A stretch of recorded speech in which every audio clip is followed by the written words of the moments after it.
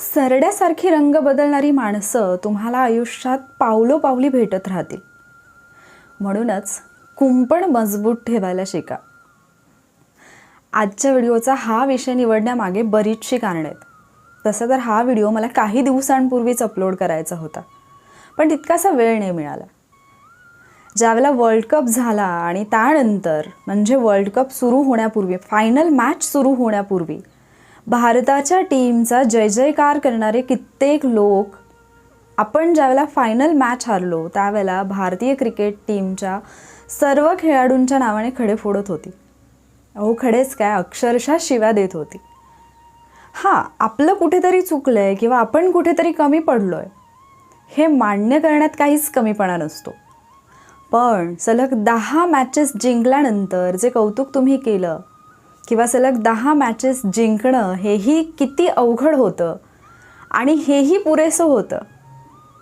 एखादा डाव आपण हरलोच तर लगेच यापूर्वी जी काही मेहनत तुम्ही घेतलेली आहे ती एका क्षणात कसं काय कोणी विसरू शकतं.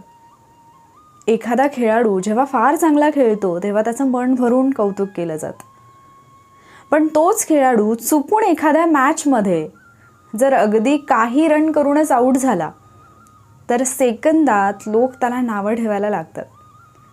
हे फक्त क्रिकेटच्या बाबतीत घडतं का? नाही, हे आपल्या आयुष्यात आपण जे दररोज जगतोय तेव्हा आपल्या बाबतीत कित्येकदा घडत असतं. आणि ज्यावेळेला अशा गोष्टी घडतात त्यावेळेला स्वतःला त्यातून सावरणं हे फार कठीण जातं. आणि त्याचं कारण हे असतं की आपण आपल्याला काय वाटतं किंवा आपण किती मेहनत घेतली, आपल्यासाठी काय महत्त्वाचं याचा विचार करण्यापेक्षा लोक काय म्हणतील आणि लोकांना आपल्याबद्दल काय वाटतं याचा जास्त विचार करतो. अगदी साधं सिंपल उदाहरण घ्या ना. समजा तुम्ही एखादा नवीन ड्रेस घेतलात तर तो नवीन ड्रेस घेतल्यानंतर जेव्हा तुम्ही तो पहिल्यांदा ट्राय करता तेव्हा तुम्ही स्वतःला आरशासमोर तर पाहताच. कदाचित तुम्हाला तो ड्रेस आवडतही असेल, पण नंतर तुम्ही आणखी 4 लोकांना जाऊन विचारता की हा ड्रेस कसा दिसतोय. आणि जर समजा त्यातली एखादी व्यक्ती चुकून तुम्हाला हे बोललीच की हा कलर तुला तितकासा सूट नाही होत आहे, तर तुमच्या मनात ती सल सतत रुतत राहते की यार हा कलर मला सूट होत नसेल का. म्हणजे तो नवीन ड्रेस ज्याला पाहून तुम्ही आनंदी झालेले असतात तो मी कधी एकदा घालेन याच्यासाठी तुम्ही इतके एक्सायटेड असतात. कोणीतरी एका व्यक्तीने जर एक निगेटिव्ह कमेंट त्याच्याबद्दल केली तर तुमच्या मनात त्या ड्रेसबद्दलच शंका निर्माण होते. आता हे झालं छोट्या छोट्या गोष्टीत, पण आयुष्यात बऱ्याचदा आपल्याला लाँग रेसमध्ये धावायचं असतं, बराच मोठा पल्ला गाठायचा असतो आणि अशा वेळेला या गोष्टी फार जास्त मॅटर करतात. आता मी सुरुवातीला असं का म्हटलं सरड्याप्रमाणे रंग बदलणारी माणसं, कारण जर तुम्ही स्पर्धा परीक्षेच्या विश्वात असाल किंवा तुम्ही स्वतःचा एखादा बिझनेस करत असाल किंवा तुम्ही तुमच्या लाईफमध्ये एखादं वेगळं काहीतरी स्वप्न पाहिलं असेल जे जनरली तुम्हाला तुमच्या प्रवाहापासून किंवा ज्या समाजामध्ये तुम्ही राहत आहात त्या सामाजिक प्रवाहापासून वेगळं करत असेल, म्हणजे इतरांपेक्षा तुमचे विचार थोडे वेगळे असतील, तर या गोष्टींचा सामना तुम्हाला फार जास्त करावा लागतो. म्हणजे एक उदाहरण देते मी. माझी एक मैत्रीण जी 2018-19च्या बॅचला होती आणि PSIची प्री मेन्स खूप चांगल्या मार्क्सनी ती क्वालिफाय झाली होती. त्याच्यानंतर तिला इतकं जास्त ॲप्रिशिएट केलं लोकांनी आणि सगळ्यांना 100% खात्री होती की ती 100% सिलेक्ट होणार, ती PSI होणार. पण दुर्दैवाने ग्राउंडच्या पूर्वी तिचा एक छोटासा ॲक्सिडेंट झाला आणि त्याच्यामुळे तिला ग्राउंड व्यवस्थित देता आलं नाही.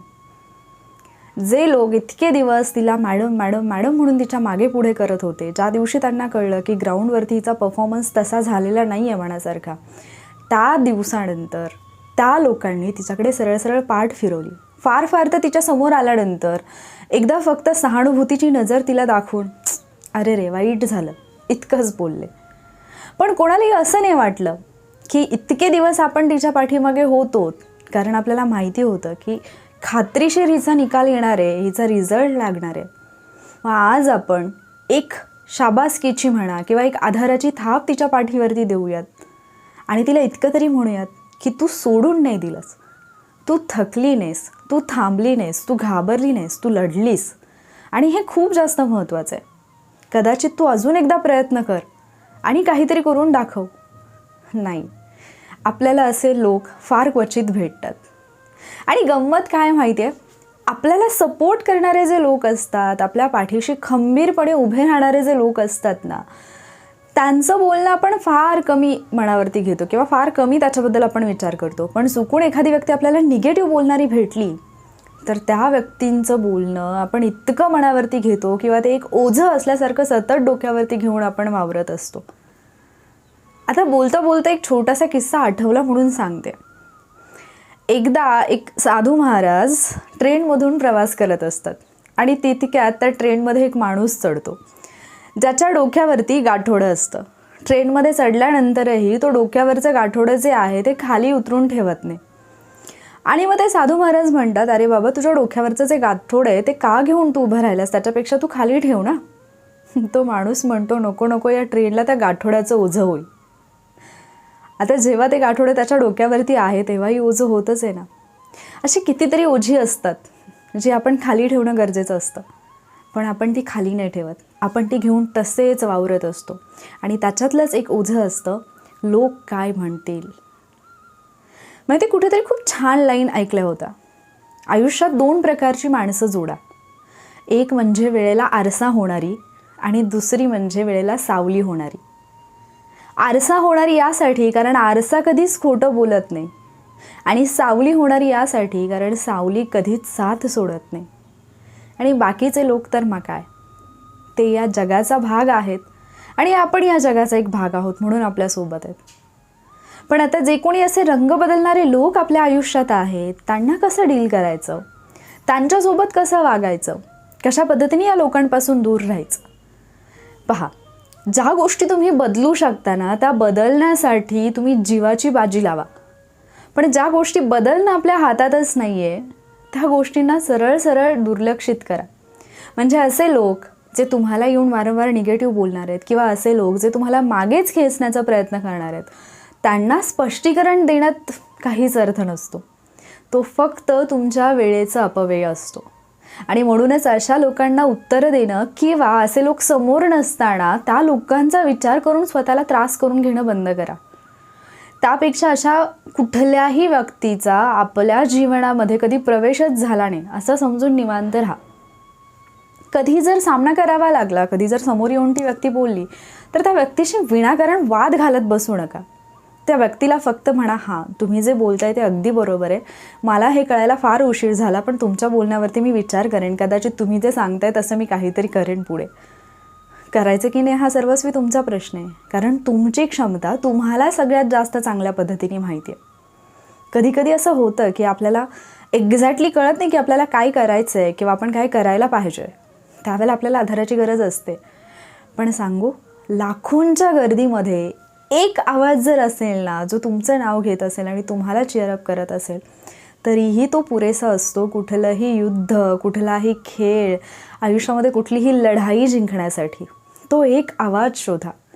त्या लाखोंच्या आवाजामध्ये, त्या लाखोंच्या गोंधळामध्ये स्वतःला हरवून देऊ नका. आणि जर तो एक आवाज तुम्हाला सापडला तर आयुष्यात तुम्हाला पुढे जाण्यापासून कोणीच रोखू शकत नाही.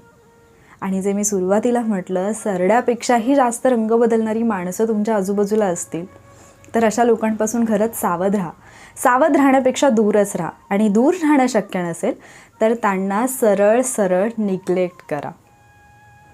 हा व्हिडिओ घेऊन येण्यापाठीमागचं कारण तर तुमच्या लक्षात आलंच असेल.